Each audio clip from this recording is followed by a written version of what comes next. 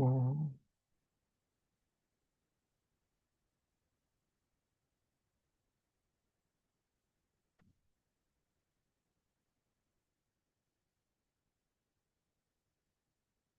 Okay. Can you share, can you see my screen? Yeah.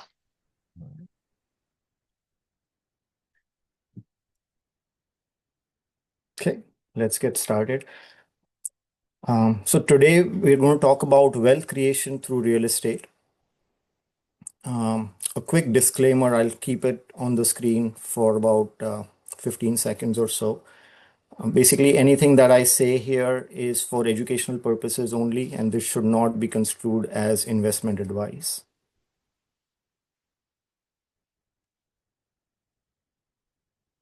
Mm. Continuing with the introduction, hello everyone, I'm Vinit Nagda.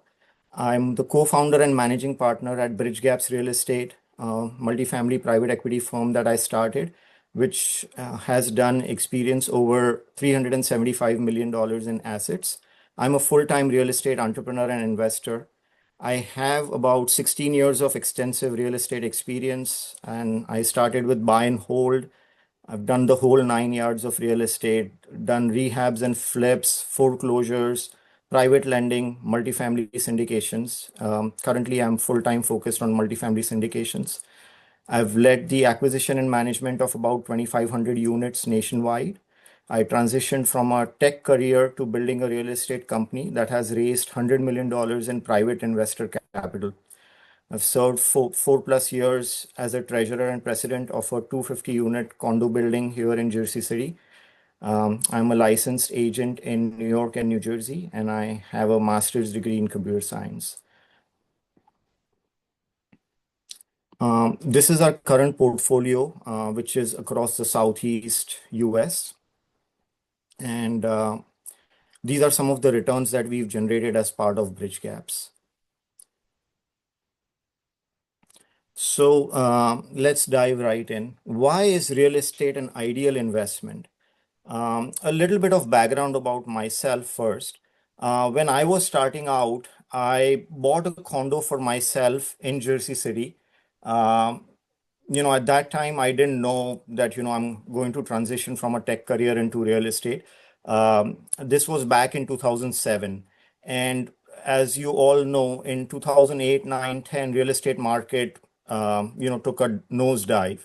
Property prices went down about 25-30%. And at that time, I was watching the market, and I partnered up with my uncle to buy another condo in the same building as a rental property. And I thought that, hey, I was quickly able to find an Indian tenant from an Indian origin. They were dual income household. So I thought that, hey, what could go wrong? And lo and behold, as soon as as soon as the lease started, there were a lot of issues. And looking back, those were some of them were my faults, and they became the learnings. Um, at that time, it felt like hell, but now looking back, I realized that, hey, if I had not learned the lessons from that particular investment, I would have not come that far. That gave me the confidence that if I can handle this particular tenant, then I can handle anyone else as well. So from that luxury condo, I bought a couple more, and then I quickly realized that, while luxury condos, they do provide a good amount of appreciation, they don't provide enough cash flow. So then I started, learning and researching online, and I came to know that, duplexes, triplexes, fourplexes generally provide much more cash flow. So I started buying those, and I built up a portfolio of about 17 apartments in and around Jersey City. Some of them I went into foreclosure investing. I just kept learning more and more and investing more and more. So by 2017, I had about 17 apartments in northern New Jersey. At that time, I used to go to these real estate meetups, and I met a friend of mine, and he told me, "Hey, Vinit, I just bought a 42 unit apartment complex." So I'm like, wow, I've been working for, 8, 9 years and I could only build a portfolio of 17 apartments. How did you, buy 42 units at once? So he told me, Vinit, I had other investors invest with me, and that's how we were able to take this down. So I told him that I took him out for lunch, where he explained me, how that investment work and stuff like that. And I told him that next time if you have an investment, let me know. And so I invested in a couple of investments with him, and then I found other people who were doing the same thing. I invested with them, and then I met with my partner, Vishal, and then we started Bridge Gaps Real Estate. So that was a brief or a rather lengthy introduction about myself and my journey. But let's talk about why real estate is an ideal investment. So as an investment, you want it to produce income. You want it slowly building equity into it. You want appreciation. You want somewhere where the returns could be multifold. So real estate provides all of these avenues. So there is income which comes from rental income, depreciation. If you have a property, a residential property, you can depreciate it over 27 and a half years. A commercial property, you can depreciate it over 39 years. Slowly and surely, you are building equity as you're paying down the mortgage. Um, Appreciation is due to inflation, and also we'll talk about forced appreciation later. And leverage, banks are almost always willing to lend on real estate. So that's why it's a great investment. Why real estate? 90% of all millionaires became so through owning real estate. This is a quote widely attributed by to Andrew Carnegie, and I think most of you guys will agree to this. What are the different types of real estate investments? So there are residential real estate, which is single family homes, duplexes to quadplexes. So this is like 2 to 4 family. In single family, you can also consider condos or townhomes. That will all fall under these. And then duplexes to fourplexes. Then there are 5+ unit apartment buildings. So these are mostly called commercial investments. Why are they called commercial? Because anything from 1 to 4 units, you will get something called as residential loan. So the bank will use your income to qualify you whether you can buy that or not. They check something called as debt to income ratio. For anything that is 5+ units, they will they will check your income, but that's not the primary criteria. They will check your income and assets, but they will check, more important to the bank is how much income is the asset producing. So that's why it's termed. So these loans are asset-based loans. The bank will check something called as debt service coverage ratio, which means that after paying the debt, how much money is the apartment building going to make? And based on that, the bank will give you the loan. And that is true. Whatever I said for 5+ unit apartment buildings is true for office, retail, industrial as well. So these are all considered commercial investments. Some of the commercial investments have something called as triple net leases, which means that if you own like a plaza with a CVS or something of that sort, that tenant will pay for the taxes, they will pay for the insurance, and I'm blanking out on the third one, but basically that lease is net of all of these. So you're collecting the rent. All you have to do is pay the mortgage, and then you keep the cash flow. So that's another vehicle for real estate investment. And other alternative investments related to real estate are land development. There are syndications which I am heavily involved in now, and then real estate funds where there will be a fund or a REIT which will combine a few assets together and then give you the returns based on that. In real estate, I feel that getting started is the most important step.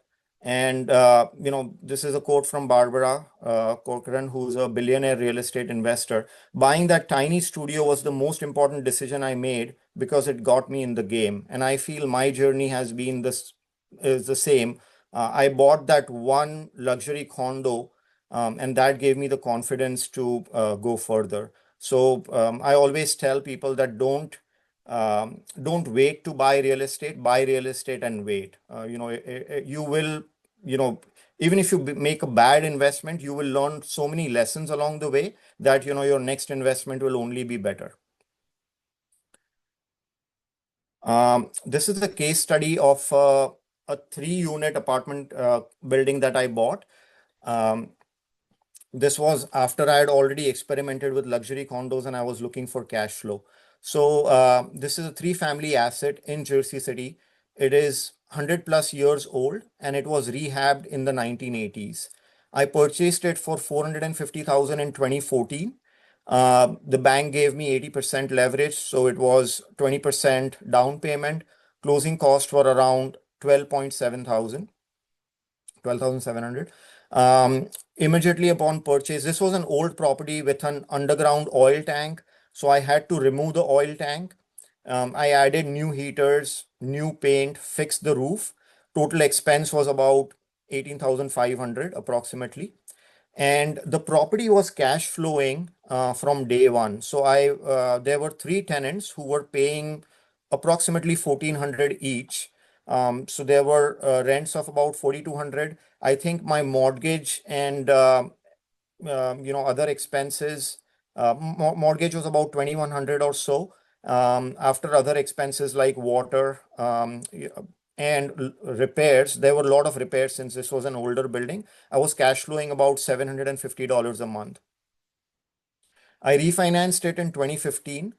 So just about 15 or 16 months after the purchase. At that time, the property market was appreciating, and it appraised for 565,000. So I was able to pull out most of my equity, and then reinvest that in another property. And I've done that along the years. I invest in real estate. I buy a property, over some time it does appreciate, and I refinance it or put a home equity line of credit, pull out those funds, and then reinvest it somewhere else. So I added a home equity line of credit on it in 2018. And then I finally sold it in 2024 for 900,000. The rents at that time had increased to 6,200 a month.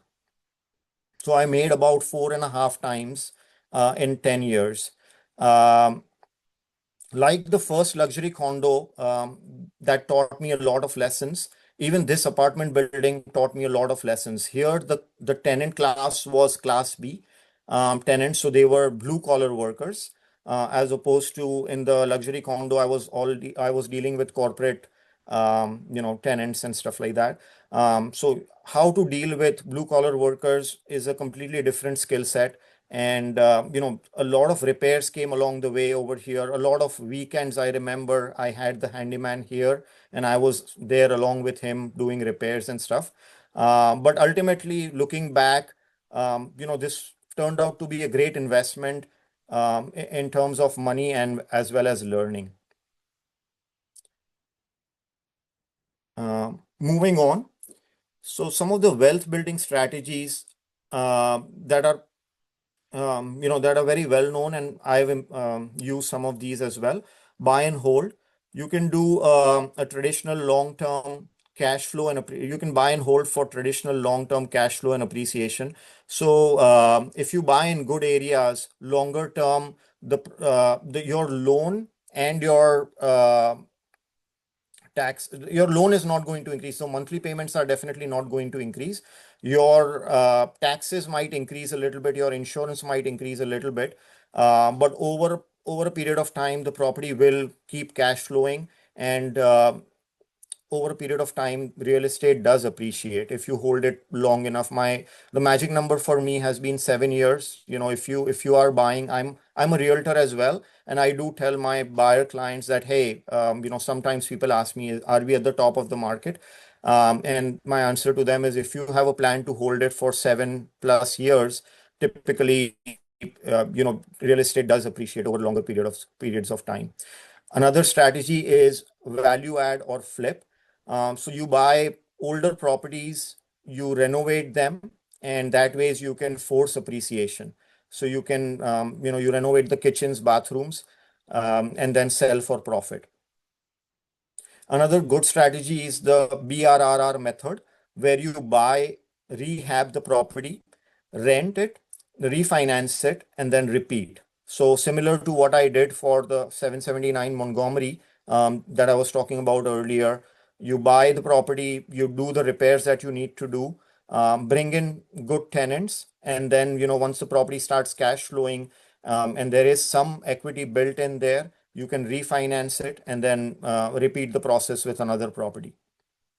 And then finally, syndications. So these are your investor money, or you're pooling resources with other investors for larger acquisitions. Um, Real estate is also, a lot of people invest in real estate not only for the returns, but also for the tax advantages that it gives us. So, mortgage interest is definitely, you can deduct that against the income that you generate. Not only mortgage interest, any repairs that you do on a rental property are offset against the income. So the way it works is you will list your income minus the mortgage interest, minus the taxes, minus the any repairs that you did, and finally whatever is the cash flow, you are only taxed on that. And most of that, more often than not, there is another secret component called as depreciation, and you can use depreciation. So most of the time when you're buying real estate, for the first few years, you will have zero taxes. Even though you are cash flowing, even though you're making money every month, you will not have to pay any taxes on the income that you're generating. There is something called as 1031 exchange, that whenever you're buying an asset and you're selling it, if within 45 days of the sale, if you're able to identify another similar asset, and if you're able to close that, buy that asset within 180 days, then you can defer the taxes. Essentially, there will be no capital gains tax if you are able to do a 1031 exchange. This is an advanced tax strategy that a lot of real estate investors do use. There is something called as opportunity zones. So, if you invest in certain places in the US, there are tax incentives such that the capital gains from the previous investment, like let's say if you made some money in stocks or in real estate and you have a capital gains, and if you invest in a property that is in the opportunity zone, then you will not have to pay capital gains tax, or a part of capital gains tax will be deferred. So there are a lot of opportunity zone funds that are available, and one can take advantage of those. Um, Cost segregation. So this is when you buy a property, there is you can hire experts who will segregate the property into different structures. So let's say there is a kitchen component, there are appliances, there are doors, carpets. So IRS has a fixed life span for each of these. For example, some of these fall into the 5-year lifespan. So carpets, certain fixtures, you can depreciate them over a 5-year span. Overall, the depreciation is 27.5 years for residential and 39 years for commercial. But using the cost segregation, you can um, you can accelerate that depreciation and thereby take more deductions in the earlier part of your investment, thereby reducing your cash flow even further. A lot of our investors, they do invest for cost segregation and depreciation, because then they are able to deduct any capital gains that they made on another investment using this depreciation and cost segregation that we give them. There are certain pitfalls, and you need to be careful when you're investing, and we can talk more about them later as well. But more very important is tenant screening. So one of the mistakes I made early on is, because they were tenants from Indian origin, I did not check their credit. Only later on, I found out that, hey, their credit was really bad and they owed a lot of money to other creditors. So tenant screening is very, very important. Have a very strong lease if possible. Check their income. um, you should always have reserve funds kept aside for any repairs or vacancies or any unidentified expenses that come up. Yeah, this is very important. You cannot afford to neglect that. Um, Market diversification. Try to spread your investments across different geographies if possible. You don't want one hurricane or any event to wipe out all of your investments. So diversification is extremely important. Legal structures. To begin with, you can purchase the properties under your own name. It is always easier to get bank loans if the properties are under your name. I'm talking about 1 to 4 residential complexes, so 1 unit to 4 unit. 5 plus, you will need an LLC to purchase them. It becomes harder to purchase under your personal name, and it's not advised as well. For 1 to 4 units, you can purchase them under your personal name, but as the number of properties you buy increase, it's always better to have the right legal structures in place, setting up LLCs, um, and for liability protection. And lastly, insurance. It is advised that each property has its own insurance, and then also you get an umbrella policy for yourself as well, so that if there is a slip and fall, at a particular property, or if any tenant is suing you for whatever reason, you're covered. When you are in real estate, rest assured that you will be sued for one reason or the other. So it is very, very important that you have adequate insurance coverage and good liability protection. One other idea for liability protection is having loans on all your properties. That's it's called asset ripping. So if your asset is not equity rich, when the lawyers find out that, hey, you don't have a lot of equity in your assets, they might not pursue a lawsuit, or they won't pursue it as rigorously as compared to, if they find out that, hey, this asset is very equity rich. Let's talk about scaling. So you want to buy one property, learn the game, build the systems, make it successful. And then, as I mentioned earlier, you can leverage the equity. You can either use home equity line of credit or a home equity loan or a cash out refinance to pull the equity from that purchase. And then using that, you can fund your next purchase. I've deployed this strategy across multiple, when I was building those 17 units, I I use this strategy a lot. You will need to build your team. So, you will need access to a good realtor. If you are doing a lot of, if you are purchasing a lot of properties in one area, it might not be a bad idea to get your own real estate license. It will just help you get into those properties sooner. Um, because sometimes the real estate markets are very, very competitive. You want to present your offers as soon as the properties are listed, and so on and so forth. You'll need a good contractor or a handyman to perform any repairs that come up. And, on older properties, repairs do come up from time to time. Um, and as you scale, you will need property managers and lawyers as well, for any tenant related issues.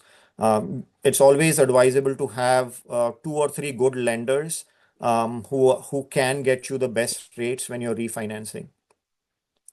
And then you can standardize your operations. So you can create repeatable processes for each new acquisition, and then your team can handle most of the work because then you've set processes on how you want to operate.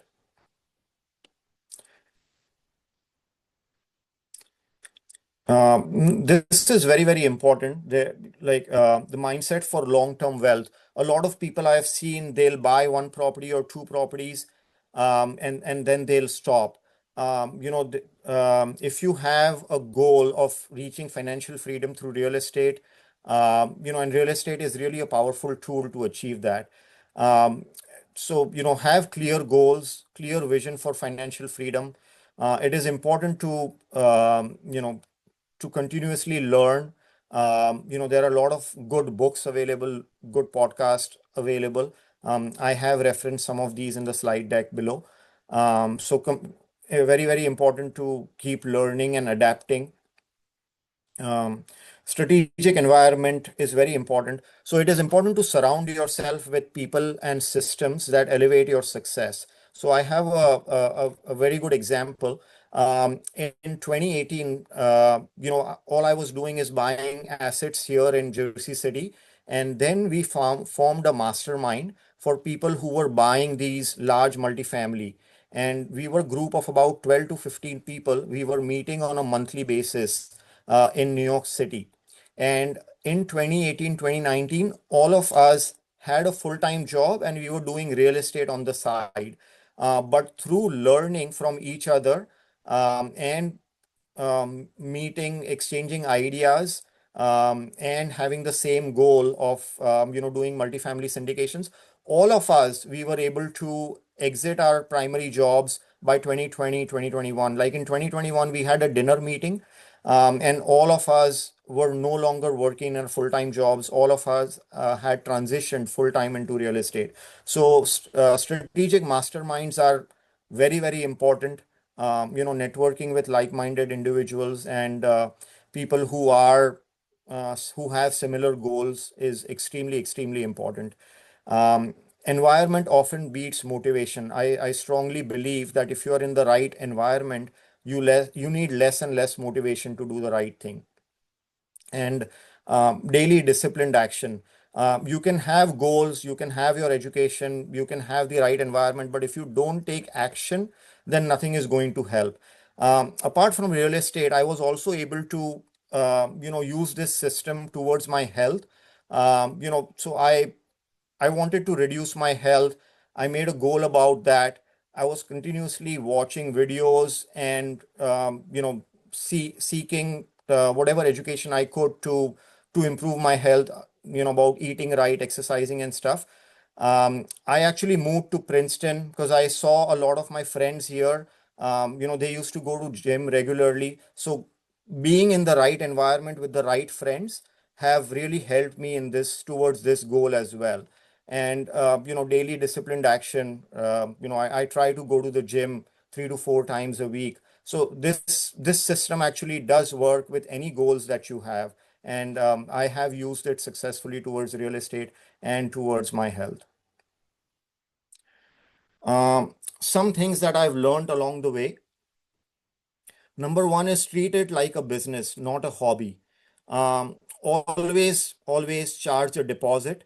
The deposit amount is sometimes, dependent on the state. Like, New Jersey only allows you to charge 1.5 times the rent as maximum deposit, or the market, like where we buy these apartment complexes, the we cannot charge sometimes more than 1 month of rent, or sometimes even $500 as deposit, because our competitors are charging that as well. Like if we charge a deposit that is too high, then we lose that tenant to the competition. So when you're starting out, I would say that charge the highest deposit that you're allowed under the law. But as you start to scale, then you want to make sure that your occupancy is at a certain number as well.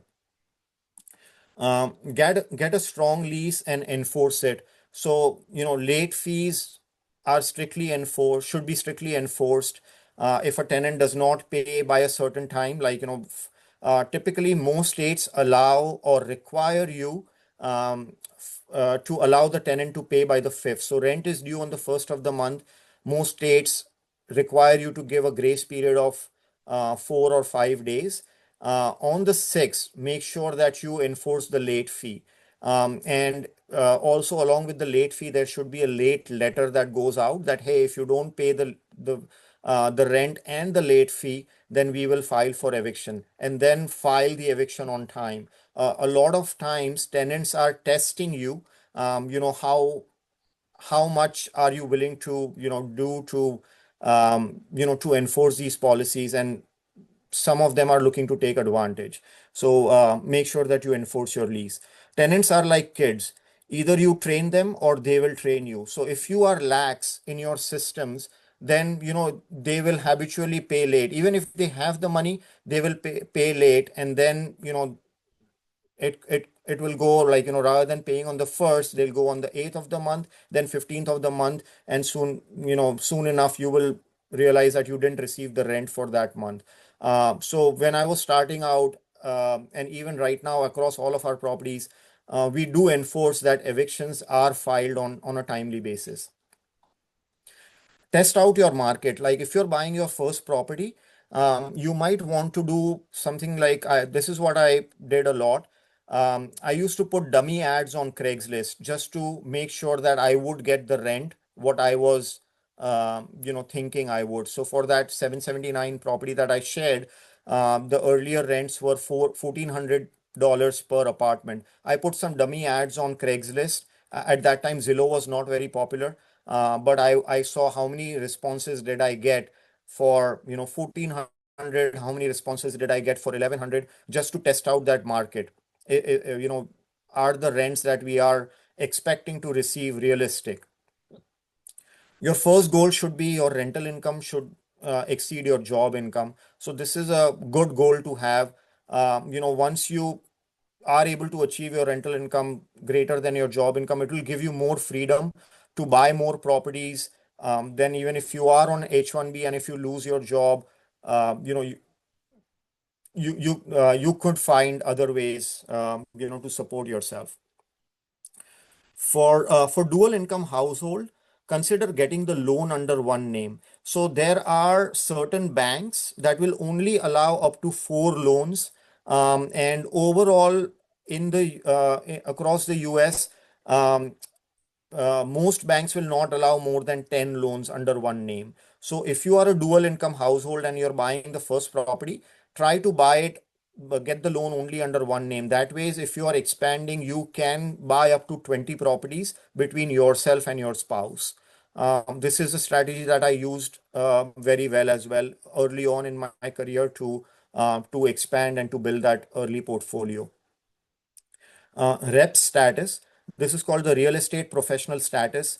It's a huge tax loophole, and you might want to explore this. There are a lot of advantages, especially if only one spouse is working in corporate America and the other spouse is not working. Then you might want to study, what this real estate professional status is and how you can use it to get your tax basis lower. Certain thumb rules of real estate investing. You make money when you buy the property, not when you sell it. So, your purchase price, you have to be spot on. If you overpay for the property, essentially you're taking that away from your profits later.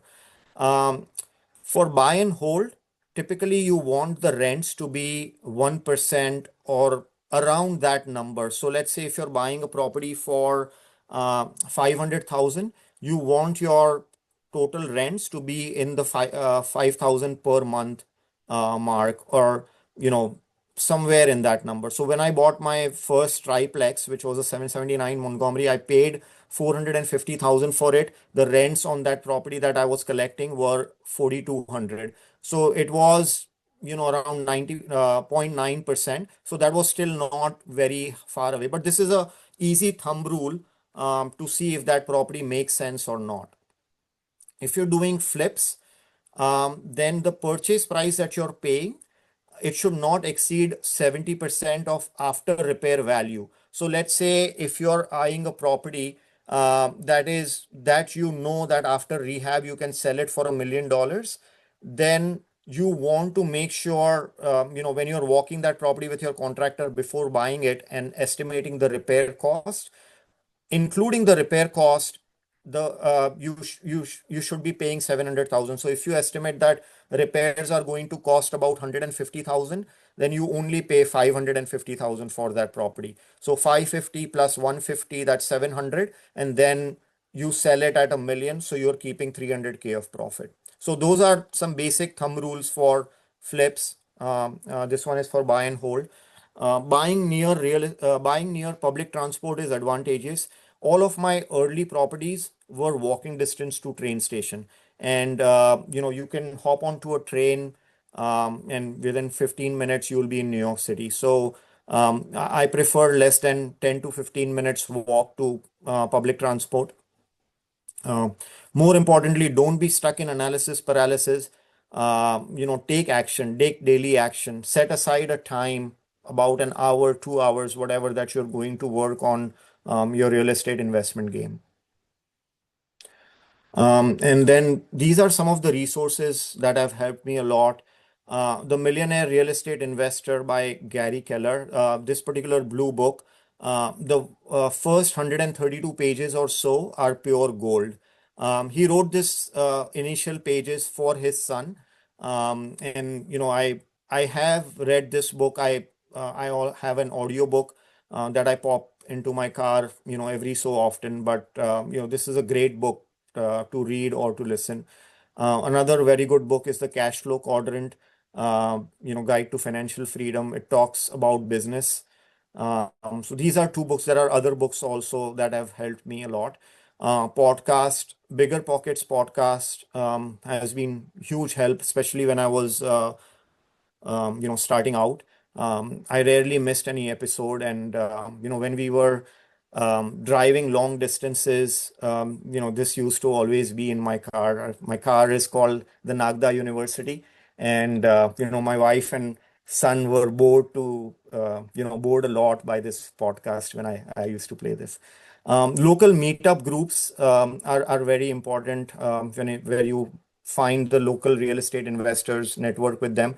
So every major metropolitan area has something called as Real Estate Investors Association, RIA. There is an annual fee to join it, but it's not a lot. And they have certain discounts, like from Home Depot, they'll give you certain discounts on paint, etc. So it's definitely beneficial to join this, for networking. Meetup.com. I was lucky that I lived near New York City. There were a bunch of meetups, real estate meetups that I used to go to. I met my business partner Vishal at one of the meetup events. Um, and then local or online landlord associations are of good help. So, when you have a question, hey, my tenant did this, how do I resolve this? I used to, read up online forums, and also there were local landlord associations where a lot of landlords would post the problems that they are facing in their business, and that helps. And then this was especially useful for me with my first tenant, because uh, there is something called as, for New Jersey at least, there is landlord tenant handbook. It's a legal manual for tenants in New Jersey. It explains the rights of tenants. It's very, very important for landlords to study this. Every state or would have something similar. You should know what are the rights of tenants, so you do not violate them. Otherwise, if you get sued, then you could have to pay a heavier price. So, for anyone in New Jersey, I would highly recommend, and anywhere else also, I would highly recommend, if there is a government publication about the rights of tenants, please read that. So yeah, that's all I had. If you have any questions, I'm happy to answer.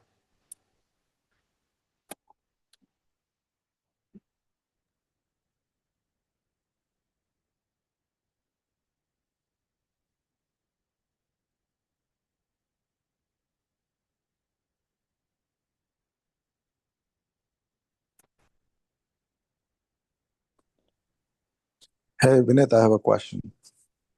Hey, Piyush. So there is always this cycle, right? The real estate market goes through whatever that 7 to 9 year cycle. Mhm. Like when you are evaluating investment opportunities, like is what point of cycle we are in? Is that a consideration when you are considering those properties? Yes, it is a consideration, and that's why I recommend buying duplexes to fourplexes. And if you are buying within that 0.8 to 1% range, your most of the times your income will offset the mortgage, and you will still be cash flowing. So whereas it is definitely a consideration, if the property is cash flowing. I like, it varies individually, but yeah, it's not a bad idea to invest despite that. Like, typically over long periods of time, properties do appreciate. And, if a property is cash flowing, then, if you have a long enough time horizon, you can still go ahead and purchase. Awesome, thank you. By the way, great presentation. Thank you. Thank you. Hey, thank you, Vineet. This is Mahendra. And how do you? I might have missed the earlier one, so Mhm. sorry if it's a repeat. Uh, Mhm. how do you identify good neighborhoods or good towns to invest? Uh, Mhm. and also, do you invest outside the local where you live, like outside of your state? Mhm. So, very good question. So, when you're starting out, it might be a good idea to, invest not more than 30 minutes of driving distance from where you live, simply because you might have to travel to those properties often and, so on and so forth. That's how I started. Like, I started investing less than 15 minutes drive from Jersey City. Um, and later on, obviously, there are as we were looking for bigger assets, now we have a strict investment criteria. We only invest now in markets where the jobs are growing, where population is growing, and where the landlord tenant laws are favorable towards the landlords. So if we have to evict a tenant, we are looking for markets where the eviction laws are such that we can evict within 8 weeks. So New Jersey is not an active market for me for that reason anymore, because here the evictions could take 6 months or more. Thank you so much. Vinit, I have also posted a couple of questions we received through the form. Maybe I can read out one. A Yeah. lot of value in real estate is due to the current zoning rules and laws creating artificial scarcity. Are you worried that this might change the value of real estate as an investment? If yes, then how? And for residential real estate, what are some of the best practices to Yeah. adopt, especially as a landlord? Yeah. So, very good question. So, yes, time and again, zoning does create issues, but the real estate lobby is so huge that, they won't allow zoning to affect, such that it will decrease the values, dramatically. So, the zoning is very, very tightly controlled by the local bodies. And so, in a way, it is helpful as well, because if there would be no zoning, then people could build anything anywhere. I like the fact that there is zoning involved, where they restrict and you know and dictate how and where you can build. About the second part of the question, I did go through all the tips and my learnings along the way, and yeah. But if there is anything specific, I'm happy to answer. Yeah. And while others gather, the second question we received was how would you put the S&P or Sensex 10 to 15-year performance in comparison to real estate, especially for the generation who has probably seen better returns in stock market and not seen that much in real estate? And do Yeah. you recommend REIT investment? Yeah. So, I do feel that everyone should have a mix of stock market and real estate exposure. Like, diversification is key. It's just that stock market has a lot of ups and downs. Real estate, if the property is cash flowing, after a few years, at least once the property starts to cash flow, you can count on that consistent cash flow. And similar thing can be achieved in stock market via dividends as well. But yeah, overall, I do recommend having both. It's not either or. I have seen, stock market has traditionally returned anywhere from 10 to 13% over large periods of time. Real estate asset, if you just consider it as an asset, like homes have traditionally appreciated less than that. But once you consider the business aspect of real estate, where you are investing for cash flow, then the cash flow, the depreciation, the appreciation, and all of those things combined will outperform your 10 to 13% that you would earn in the stock market. One more on the chat is, can you talk about investing in land? Yes, so I do not have any experience personally in land, but I've seen investors, they hold land for long periods of time, and then they sell. But while you're holding land, you still are responsible for paying taxes, and if there is any issues with the land, you are required to correct them. Immediately, the county will come after you to correct them. In general, from what I've learned from some of my friends who have invested in land, they do buy land near highways, or where, like, if a particular city is growing, then they'll buy land like 2 or 3 towns next. Like, for example, right now there is a lot of growth happening in the Austin market.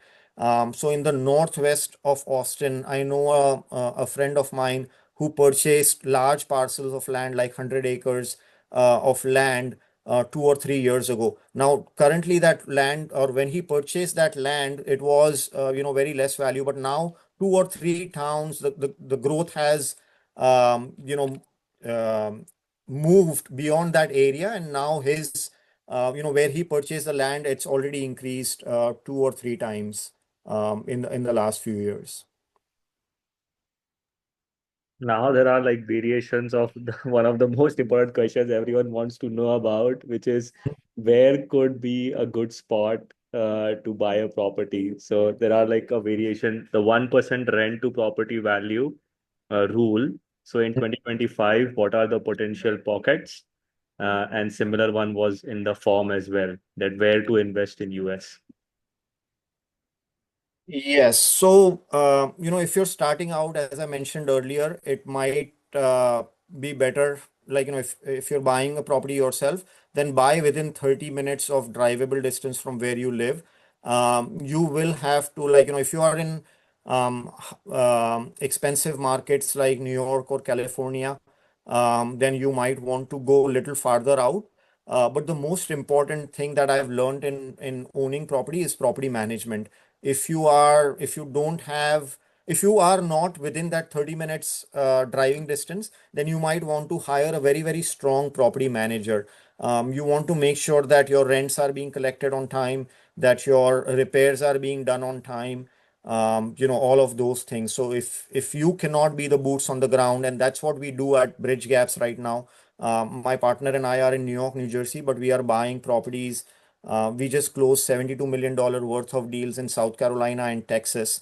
And while we do visit these properties once a quarter, but we are on calls with the property management team every week, getting updates about, uh, what tenants are we filing evictions on. And then we have a whole team that is giving us daily updates on which tenant paid rents today, what repairs were completed today, what are the expenses that each of the property experienced today. So if you are considering buying away, then make sure you have a very, very strong property management team that can take care of the property. Because the fastest way to lose money in real estate is not being able to manage the property well. Another one is commercial real estate part of your plans in addition to residential and multifamily? So currently we are heavily focused on multifamily, so we don't have any plans to deviate from that. But yeah, in the future, I don't know. We could venture into that as well. Got it. Uh, what are the metrics you use in the first 5 years on investments that you use? Maybe this is not phrased properly. Yeah. Yeah, I can. Yeah, So Vineet, Nehal, hi, great I, presentation. hey, thank What are you. the metrics you use, when you are starting out to make Yeah. sure you're on track? Yeah, so I use that 1% rent rule a lot. So I was only looking for properties that could get me rents very, very close to that 1%. Or after some rehab, like, if I had to put some money in, and then it would reach the 0.8, 0.9, or 1%. Like typically, if the rental income you get is below 0.7, 0.7. So if you're buying a property that is 500,000 worth, and if you're only able to collect rents that are 3,500 or low, most likely it will not cash flow. So you always want properties that are cash flowing from day one, because cash flow will put money into your pocket. And as Robert Kiyosaki says, then you can buy unlimited number of properties. But if a property is negative cash flow from day one, then you are essentially supporting that property, and it could only get worse. Like, if repairs and other things pile up, or if taxes, if all of a sudden taxes go up very high, then you'll have to pay more and more out of pocket. So cash Okay. flow metric, when I was starting out, at least the cash flow metric helped a lot. So do you use a software to manage all of these metrics, or do you have your own model to create it? When you started out, right? Yeah, You when I started out, there are a lot of Excel, spreadsheets available, and biggerpockets.com is a good site to, go. They have free resources available as well, so you can download one of these. But I'm sure I do have couple that I used as well, although I haven't used them for more than 8, 9 years now. But yeah, there are a lot of free spreadsheets available. Amazing. And the last question for today. In the last few years, we have seen housing insurance costs rise drastically. How do you see the trend impacting investments? Yeah, that is a very good question. Actually, we've been burnt by the housing insurance cost as well. So one of the properties we bought in South Carolina, when we bought it, it's a 160 unit property. The insurance cost was 108,000 when we bought it in 2021. In 2022, that 108,000 became 149,000. And then when the next year renewal came in 2023, the insurance cost became 304,000. So it became almost thrice of what we had initially. When we were underwriting the deal, when we typically underwrite the deal, we expect the expenses to go up 3% a year or 2% a year, and the insurance cost tripled. And that obviously affected our cash flows a lot. But thankfully now, and this is especially true for the coastal markets, like because of the hurricanes that were hit in Florida, Texas, some parts of South Carolina, and stuff like that. But overall, now we are seeing insurance costs are coming down after they've risen dramatically over the last few years. So now we are seeing our last year's insurance cost was lower than what we paid in 2024 and so on. Amazing. Thanks a lot, Vinith. I'm sure with this talk, a lot of us will be able to embark on our real estate investing journeys. And we look forward to now setting up like more advanced sessions with you as we progress in our journeys. Thank Absolutely. Happy to host a follow-up session if Yeah, amazing. All right. Thanks everyone else also for joining. Have a nice rest of the weekend. Jai Thanks, Thank Jit. you. Vineet. Thank you.